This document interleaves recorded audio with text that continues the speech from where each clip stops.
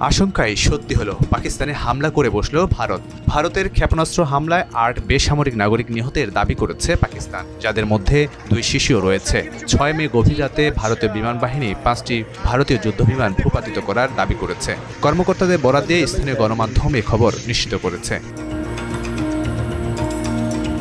পাকিস্তানি সংবাদ মাধ্যম দেশটির তথ্যমন্ত্রী আতাউল্লাহ তারারের বরাত দিয়ে জানিয়েছে, ৬ মে রাতের দিকে হামলার ঘটনা ঘটে। তারা প্রথমে 2টি এবং পরে আরও 3টি যুদ্ধবিমান ভূপাতিতের খবর নিশ্চিত করেন। দেশটির সামরিক মুখপাত্রও এ তথ্য সমর্থন করেছেন।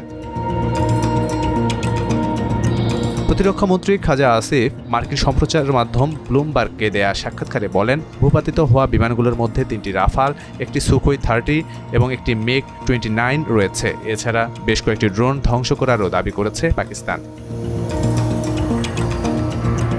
তথ্যমন্ত্রী তারার আরও জানান, বিমানগুলো আখনুর, আম্বালা, বার্নালা ও জম্বু এলাকায় ভূপাতিত করা হয়েছে। একই সঙ্গে বেশ কিছু ভারতীয় সামরিক চৌকিও ধ্বংস করা হয়েছে।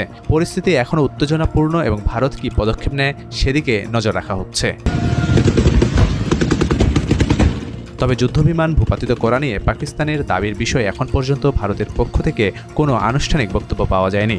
যদি এ তথ্য সত্যি হয় তবে এটি ভারতীয় সামরিক বাহিনীর জন্য একটি বড় ধাক্কা এবং আঞ্চলিক উত্তেজনা আরও বেড়ে যাওয়ার আশঙ্কা রয়েছে।